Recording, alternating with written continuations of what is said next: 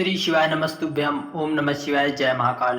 जैसा कि आप लोगों को पता हो, श्री पार्थेश्वर शिव महापुराण कथा भांडेर न्यू भांडेर रोड दतिया मध्य प्रदेश में पूज्य गुरु जी के श्रीमुख द्वारा वाची जा रहे थे, जिसमें से आज चौथे दिन की कथा पूर्ण हो चुकी है। उसमें पूज्य गुरु जी ने बिल्कुल नए नए उपायों की आज तो बौछार ही कर दी है, जिसमें से आपको 7 दिन में मनोकामना पूर्ति का विशेष नया उपाय बताया है। साथ ही साथ एक बेलपत्र व एक दीपक का बिल्कुल ही नया उपाय बताया था।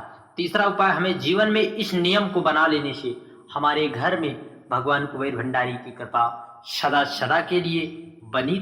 कौन से नियम बना लेने से, और नंदी के कान में हमें किस तरह बोलना है। बहुत से लोग बोल तो देते हैं, परंतु किस चीज को लेकर, बेलपत्र को लेकर कब कैसे करके बोले कि शीघ्र अति शीघ्र हमें मनवांछित फल की प्राप्ति हुई होगी।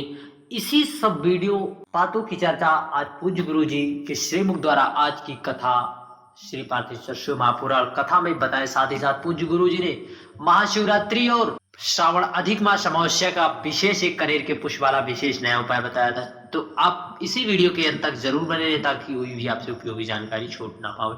क्योंकि आपको पता ही है कि यह श्रावण का 19 वर्षों के बाद शुभ संयोग प्राप्त हुआ है। यह श्रावण संयोग अब जाने ही वाला है। ऐसे में अधिक मास में हमें उपायों को करने से बिल्कुल नहीं चूकना है। पूज्य गुरु जी ने क्या क्या जानकारी दी, चलिए इसी जानकारी को हम पूरी एक एक जानकारी को हम प्राप्त करते हैं। साथ ही साथ पूज्य गुरु जी ने बताया, यदि हमारे जीवन में बहुत दुख है, दुख झेलते झेलते हमने हार चुके हैं, बहुत से दुख झेले, तो पूज्य गुरु जी कहते हैं हमें एक बेलपत्र को लेकर पहुंच जाना है बेल पेड़ के नीचे। आपको कहीं नहीं जाना है, आपको बेल पेड़ के नीचे जाना है। वहां पर बैठ कर देवादिदेव महादेव को, माता पार्वती को प्रार्थना स्वरूप में अपनी मनोकामना कहकर 7 बार आपको परिक्रमा लगानी है। कितनी? 7 बार आप परिक्रमा लगाकर आप चले आए प्रार्थना करके, निश्चित ही माता पार्वती हमारी मनोकामना बाबा कुबेर भंडारी तक जरूर पहुंचाएगी। पूज्य गुरु जी द्वारा बताया गया आज का यह विशेष नया चूक उपाय है। जय महाकाल। श्री शिवाय नमस्ते। साथ ही साथ पूज्य गुरु जी ने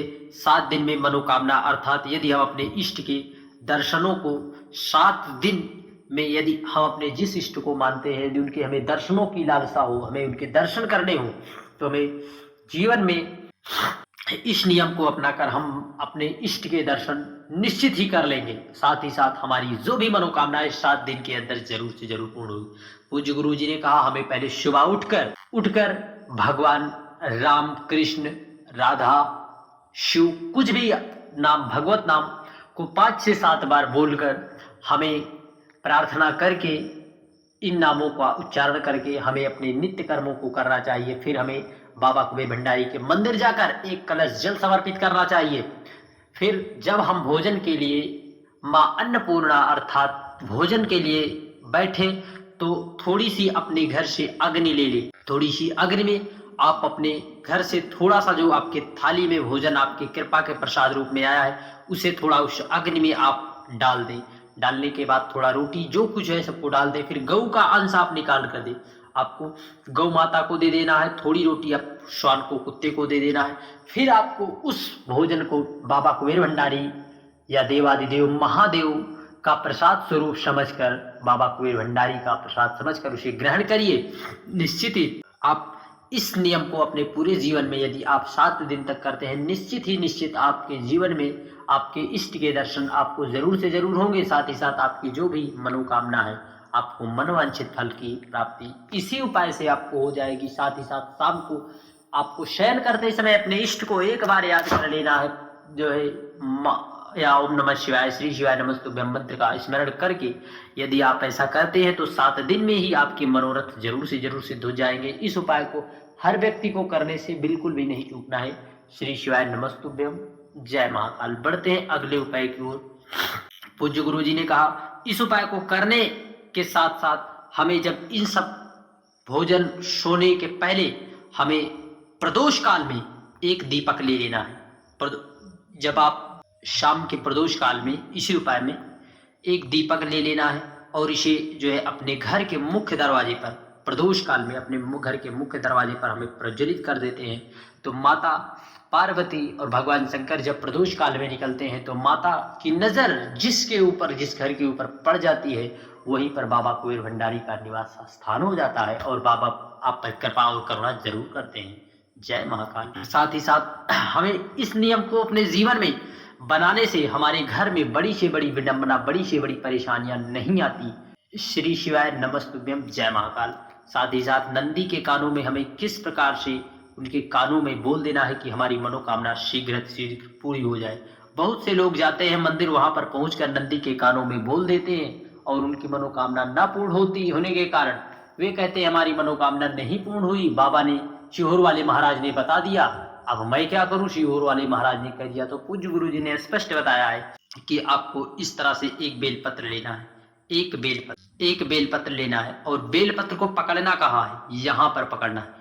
किस उंगली से पकड़ना है, आपको किस उंगली से पकड़ना है, वीडियो के क्लिप में दिखाने का प्रयास किया जा रहा है। आपको इस तरह से ले लेना है, आपको इस वाली अंगुली से और अंगूठे से, इन दो उंगलियों से आपको बेलपत्र को पकड़ना है। ऐसे दो उंगलियों से आपको बेलपत्र को पकड़ना है, इस वाली अंगुली से और अंगूठे से।